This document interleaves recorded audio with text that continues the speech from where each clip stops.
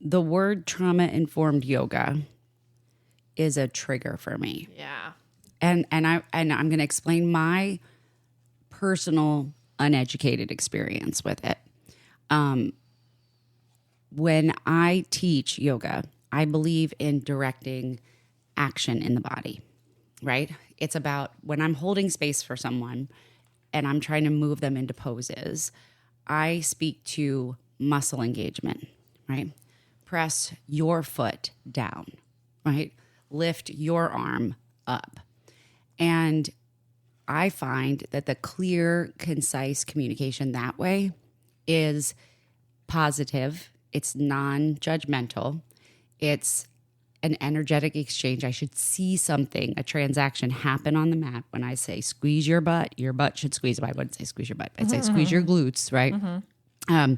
Then it's like I'm telling them what to do, but I'm not judging them, right? What I've experienced with people that have gone through or have told me that they've gone through trauma-informed yoga has been more of like, see if you can, if you wanna, try.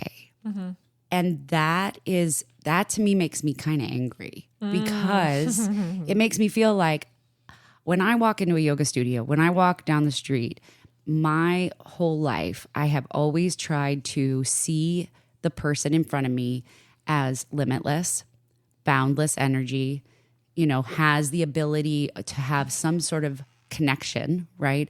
And I don't look at them as broken or, it's like their experiences are their experiences. For sure. So when I'm teaching, I don't say belly. I say torso. I say chest. You think you never say belly? Sorry, you think you never say belly? No, I'm not saying I don't ever say belly. I'm totally sure I say belly sometimes. I'm pretty sure I say Abdomen's a good one. Abdomen, yeah. So I've been trying over the years to be more about the anatomical piece of it so that it's not about, and it makes sense, right? Lay your torso on your thighs in ragdoll. I'm going to just tell you, you don't say that. No, but that's what I'm saying. Like Yeah. I'm starting to get that way where I'm saying that more like, and it's funny because we had this conversation about belly. So I've been saying torso more, but I know I still say belly. I'm fucking human. I'm not going to say it right every time. Well, I'm just saying you don't have to like defend your language is what I'm saying. Okay. I got It's you. a deep unlearning. It's like a deep unconditional unlearning for me about language. Yeah. So, I mean, and here's the other thing. Like I don't like when people say trigger warning. I don't like the word trigger at all. Yeah, Honestly, like can't we find a better fucking word? Exactly. I hate the word trigger. I hate the word trigger, and I hate it when I'm listening to a podcast and they say trigger warning because then I'm like, what the fuck are you going to say now? Yeah, What's the trigger? What's going to happen? This word trigger is a little different. I don't use, for me, like the word trigger doesn't translate, or I don't identify that with what I'm teaching. Like I don't like that word. I don't use it. That's a part of this trauma buzzword that is happening right now that I personally don't agree with. And I do think it can be like a little more harmful than helpful. Yeah. Because I do think that there's better ways of saying, hey, Adrienne, Mia, I'm about to tell you some sensitive information. Right. Like, please, I want to preface this with you. And like what I'm learning too is huge is like consent. Like, hey, Adrienne, right now, can I share this sensitive information with you? Like, how do you feel about that? And you might say yes or no. And then we go. And then it's really important to continue to check in. Like, okay, we're talking about this. Are you okay right now? Are you feeling regulated? Are you feeling safe? Can we continue? Do we need a pause? So languaging in yoga for me, I love that. I love that you had such a resistance to hearing people say, try this if you want to, or explore, or maybe go this way, or maybe go that way. Cause that is really a lot of my languaging. Like that's what I've noticed from trauma informed. And I think the thing that pisses me off about it is that it makes my brain says, well, what if I can't? I love this. I love this so much. I'm so glad we're having this conversation because my goal in trauma-informed yoga is to give people body autonomy. So we like being told what to do. I found this out like through experimenting with my classes. In yoga, I think I'm speaking from my opinion. This is Right. opinion based. It's a little Obviously, bit general, but, we like to be told, move your right foot forward, lift your left arm, lean to the right, lean to the left. And when I'm teaching, I've tried to even drop using right and left cues. I like that. Because I want people to learn where they really want to go. And it's confusing. People don't know how to respond. I'm like, step 1 foot forward. And they're like, Which one? yeah. And they don't know how to respond. But then when you're doing that, you have to also navigate people who are doing opposite things, right? Like if you have step 1 foot forward, you can't like say lift your left arm because you're going to need them to lift your right arm. So it really is like such this like experimental processing that's happening when I'm teaching. And I don't do it perfectly all the time. Like sometimes in public settings, I'm kind of like tricking them. I mean, I'm not tricking them, but like in public settings, that is not a trauma-informed space. I'm not advertising myself as, teaching to trauma, right? They're not walking in identifying with that as they are in treatment centers, but they are still getting the language of, and I believe, right, there's like big T traumas and little T traumas. Yeah. And, even saying the word, I find it's like a 50% split. Like someone says trauma informed, they're like, oh, tell me more. And someone says trauma informed, they're like, oh, fuck you. Exactly. It's like, ooh. So It's like black licorice, right? yeah, you can really see like the dichotomy of people on that. So yeah, I do use a lot of opportunity to say like, feel curious of where you feel your breath moving through your body, or step 1 foot forward and lift the opposite arm. And it's really powerful to see students make their own choices in class. And it's also really powerful to see that we like to be told what to do. Like we do. Yeah. How many times have you taught a class and you say like, something different, if they're in down dog and you usually have them kick their right leg first, right? And then you say, all right, listen carefully. Because if you don't say listen carefully and you say kick your right or your left leg up, they're going to kick the right leg up. It's like they only hear 10 to 15% about what we're saying, right?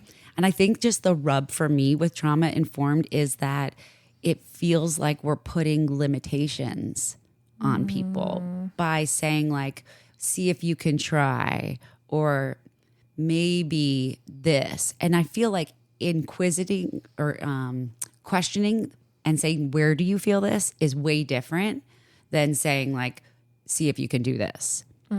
So you think that like saying that phrase is kind of like competitive or something? Like it brings them like to like, let me see if I can, or if like.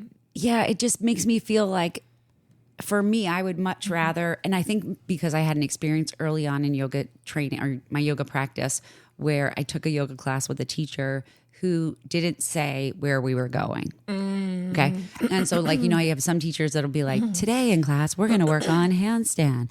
And I was always the teacher when someone would come in and say, what are we working on today? I'm like, we're working on yoga, because I don't want you to have an expectation that I'm going to put you in a position you might not be able to be in. See, that's the thing in trauma-informed yoga. It's like when we're talking about consent, it is helpful for me to let them know where we're going. That makes sense. I don't do it at the very beginning of class, but what I've learned is finding a lot of integration time between right and left. So when you're doing a pose, right, you're leading someone through a standing sequence and you're doing the right side, warrior one, whatever you're doing. I give them an option of how they want to get back to down dog. So, right, like people like, if you're a vinyasa flowing yogi, I'm like, okay, this is where you might go into a chaturanga and go through that flow. If you don't want a chaturanga, you can just dip your knees down and go through a couple cows, lift your heels and hips and go to down dog, or you might want to sink through child's pose. But I let them know like options. Options, yes. And sometimes we can give too many options and that can be overwhelming. So I think it's really like a finessing of like learning when to give the option and how much option. But I do let them know, okay, like after this pose, we're going to be meeting to downward dog. Yeah. Right. And I give them time to get there. Well, you're giving them, I love that. I love that. And I think that you're giving them the freedom to make the choice, but you've given them, like you said, options. And for me, the word option is way better than modification. Yeah. Or variation. Variation's okay. Variation, I think, is good. But like modification, like, and for me, when I hear, see if you can try to do this, or maybe try, like maybe I get, but But this idea of like just getting them there. So when I'm going back to that class, right? So we did forearm stand in that class. I've never done forearm stand in my life. I didn't know that I was going in to do forearm stand. I didn't have that impression in my head that that was where we were going. As we were going through the class, she was, like you said, integrating like different things that would help us prepare physically and mentally for where we were going. But then once we got to the point where we were going to hit forearm stand, instead of saying like, see if you can try and lift your leg, she just said, now lift your leg. And it was like, I was there. So it was an interesting experience in the sense of like, yeah, it was surprise, right? But it wasn't a surprise to be traumatic. It was a surprise of like, I expect you to be able to take this risk and do this on your own. Right, because in that way, she wasn't creating any limitation. Right. Yeah, that makes sense to me. Right. I think too, what I try to do with my classes is to let them know where we're going is kind of like, you know, hey, we start by getting grounded, landed, right? We meditate a little bit, we breathe, and then we're going to go through a series of some standing postures, and then we're going to come down. So I think it's kind of like not telling them everything, but like An outline. Yeah, an outline. And I think that that's useful, you know. Totally. And I can't think of like a exact experience sometimes right now, but you know, if we're like in Warrior 2 or something and we're about to balance, I'm saying, okay, where we're going next is to Warrior 3, but I'm not like instantly getting them there, right? I'm like, you know, taking a couple breaths and then they like know, right? And then that gives them the choice to like get there when they like as I'm saying it, or they need to like kind of watch someone else get there first. See, I like that a lot. I like that. That to me is limitless. Yeah. Right? That's giving them this creative space to move. It doesn't feel limited at all. So that to me, so from a trauma-informed standpoint, what else am I missing that you can help me out here? Yeah. I love this exchange.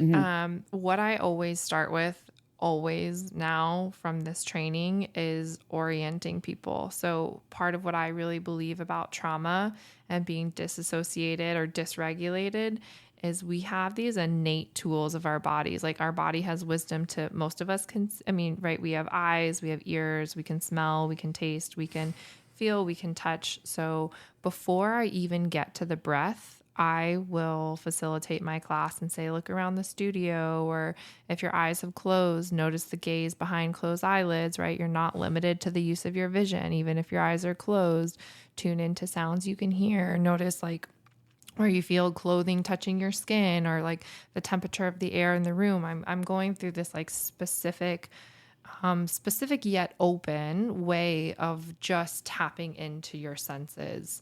And then I do breath, because I think sometimes people who have experienced deep trauma and they don't know it or they're not healing from it, breath can be dangerous. I mean, it can, they can not know how to get regulated right away through breath, unless you've experienced that. Yeah. So we do kind of know how to get regulated. Like I can see you, like your eyes are blue, you know, I can see this light, this is TV. There's these like things that this like cool little headphone dog behind you or whatever. Yeah. So when I look at that each time, that reminds me, oh, I'm here right now. I see this thing. It's familiar.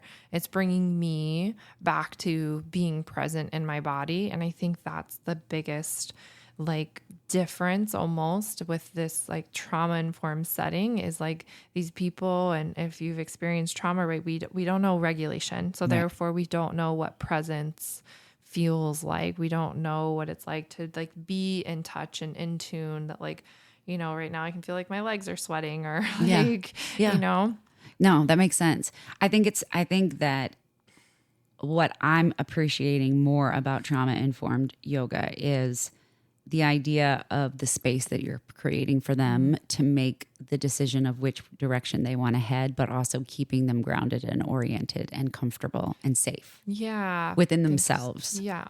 Thank you. And I do that throughout the class, right? Like it's not just at the beginning of the class, notice what you see, like it's throughout this whole time. Like a big language cue that I use now is notice if you feel resourced, because that is... And people don't really understand. They're like, what the fuck? Yeah, I was just about to say that. What the fuck do you mean by that? Yeah, explain. So notice if you feel resourced is like noticing if you feel present in your body, right? Like you have these tools, we have these resources to see, to hear, to smell.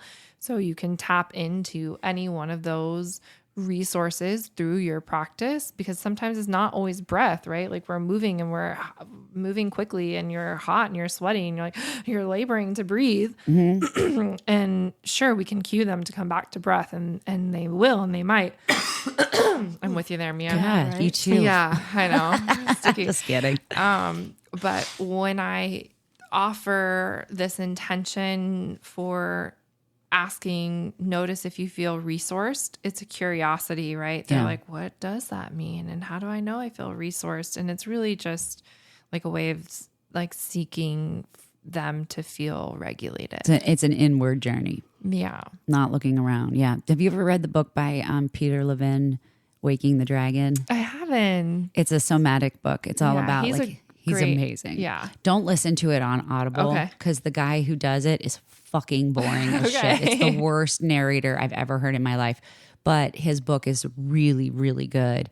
And it does talk about the idea of like that we all have a tiger, right? We've all seen our tigers, and some tigers may seem scarier than other tigers, but it's all about what we're witnessing, what we're experiencing, what you're going through.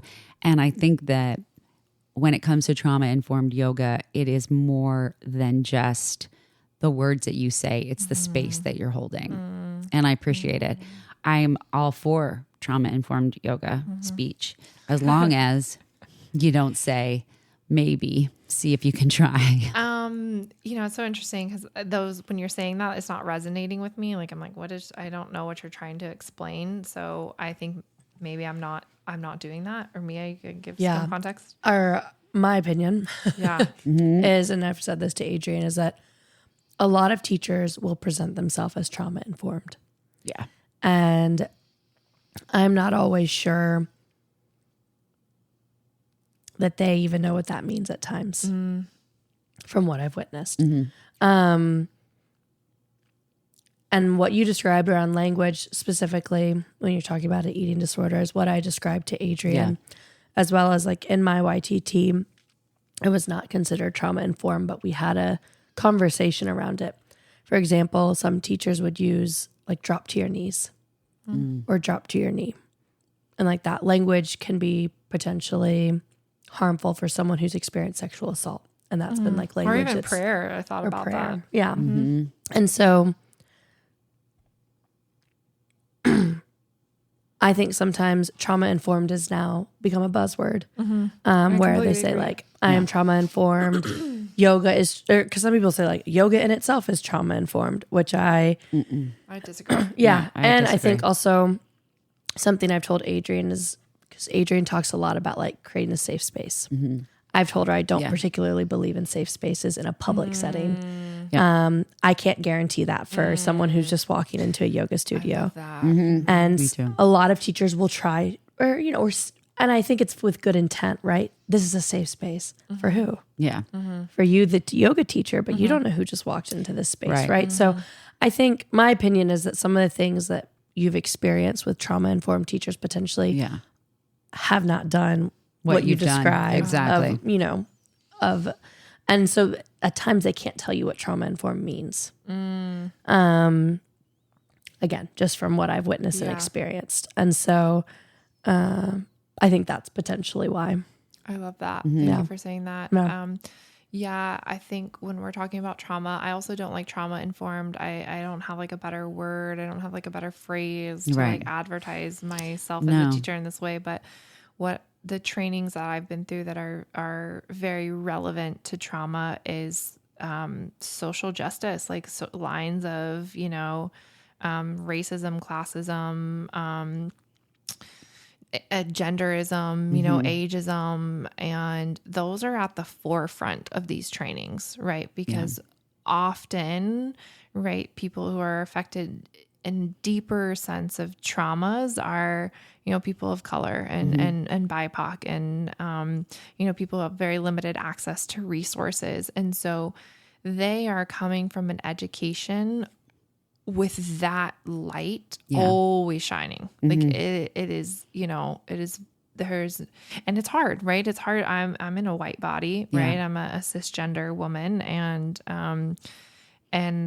I've had to really, see some of my privilege in that area, and it's fucking uncomfortable. It's very like, uncomfortable. Right now that we're talking about, like, oh, my stomach is turning weird. I think I got like a weird sweat down my neck, Me or like too. whatever. I don't know what's happening. I don't Exactly. like it. But and they bring in this space that they say, like, yeah, you might not always feel safe. Yeah. But the biggest thing in trauma informed is creating a container, right? Yeah. Like, so in these groups, when I was at Laurel Ridge, I would make agreements with the group. I would start the group every time the same way. I said, we have like 3 agreements. Please stay on your own mat. This is your mat. This is your space. No one has the right to interfere with your space.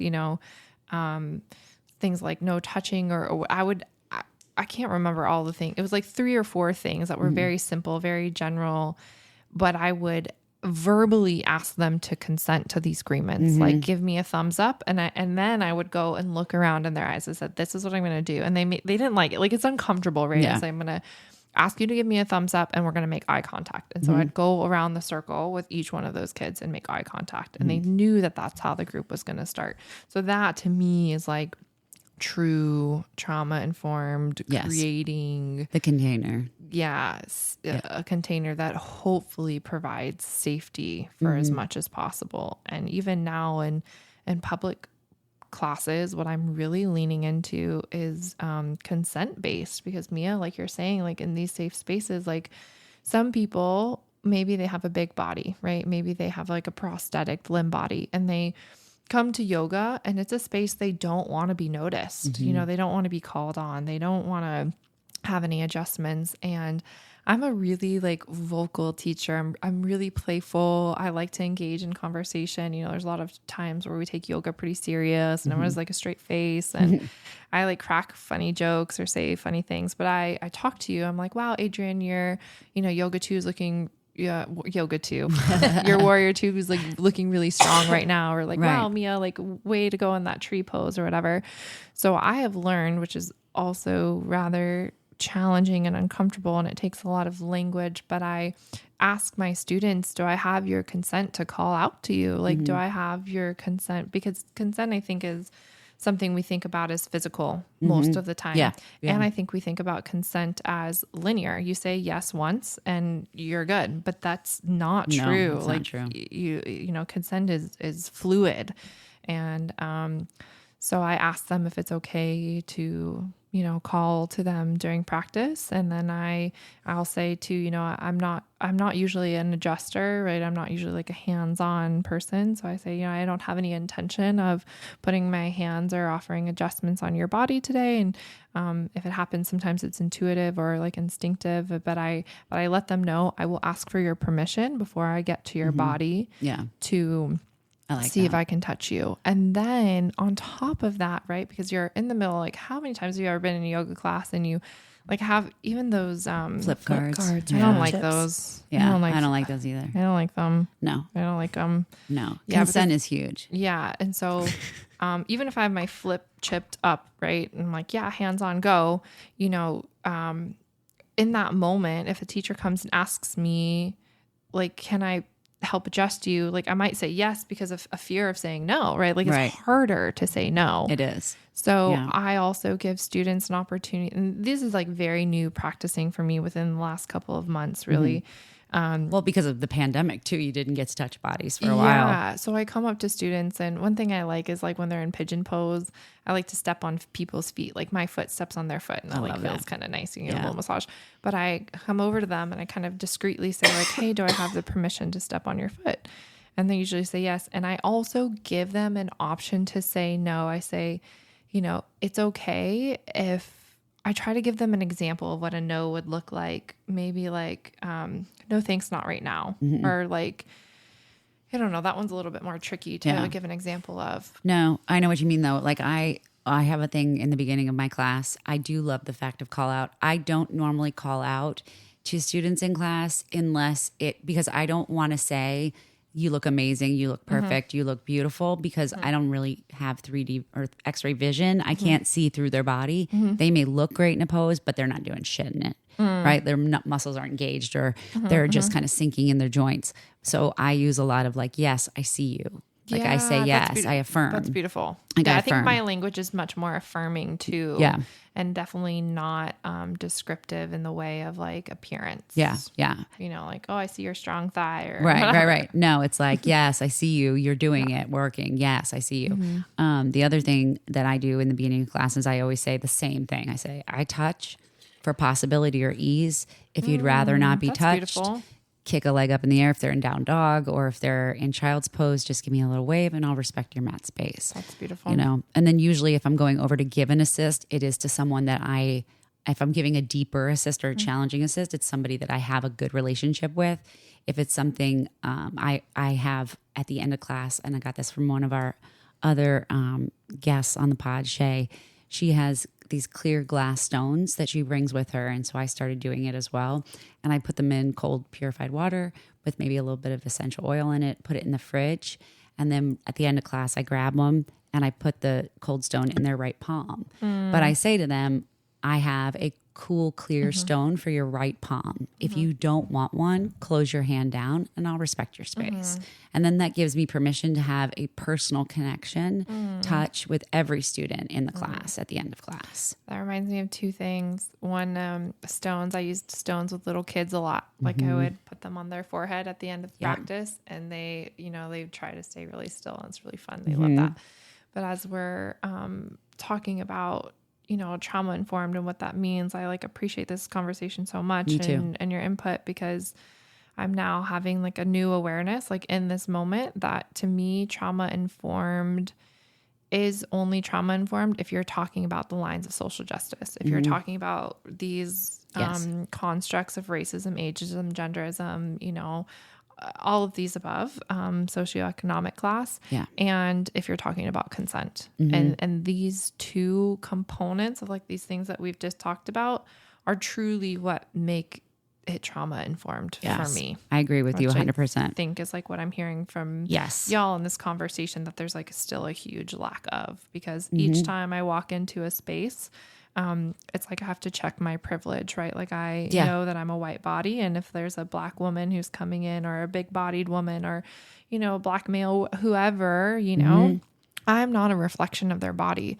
And I do say that too in a lot of my classes. Like, I've learned to demonstrate less because I want people to learn what it feels like or looks like in their body. And I also say, I am not a reflection of your practice. My body has been practicing for years. I've been, you know, this is really familiar to me. So please do your best, right? To not use my body as a reflection of yours. I really like that you say that, because I don't demo a lot either unless I see like mass confusion. Then I'll like quick do it. But it's like, this is your practice.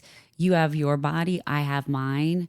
You can't change it. So work in the space that you have, you know, not in like a negative way, but you know, like, work in that space. Nothing's going to change in the next 1 hour. No, exactly. And the thing is, like, when we're talking about the difference between public spaces, right? I'm building relationships with these students. Like I have one studio I've been in my home base for like 3 years, which I really love. And I've had students that are coming to me for years. So I have a relationship with them that we know. I know that they enjoy a physical touch, right? I know that they like it. Every time they've said yes to it, we are playful. So I've established kind of a general consent with them. However, I still preface it every time I'm there. Absolutely. Because you never know what they're feeling like that day, you know? And so in public, and then in private places like these treatment centers, like touch is not an option. No. It's not. It's not an option. It's not an option, you know? But your words, like you're saying, is more about in the mental health facility setting. It's more about like, if I'm dealing with a kid with eating disorders, then I'm not going to say certain words. I'm going to be more specific in how I handle the words that come out of my mouth. And like Mia was saying too, around safety, like I truly believe that, you know, we co-regulate our nervous systems. Like, right, we all feel pretty calm and settled. Like I can feel our co-regulation happening right now. And so when you walk into these spaces of treatment centers, like my regulated system just has a profound effect to help them reach regulation and vice versa. Like if I'm a little dysregulated or I hit the red light and I'm already 5 minutes late and I'm like, fuck, get out of the way. Exactly. You know, and there's someone else who comes in, they're dysregulated because they've just had whatever experience in their therapy or whatnot. Like it takes just experience of settling in your own body. And so that's a big thing about safety, I think, is like going back to that detachment. I don't know what anyone's experience is going to be, but likely if I'm coming in from a place of my own safety and my own regulation and your own orientation and helping them to feel oriented themselves, that can spread, you know, like there's no exact rule, but that it's possible. That it is possible, and that is hopeful. That's great. I love this conversation. Thank you for diving into it. Yes, thank you so much.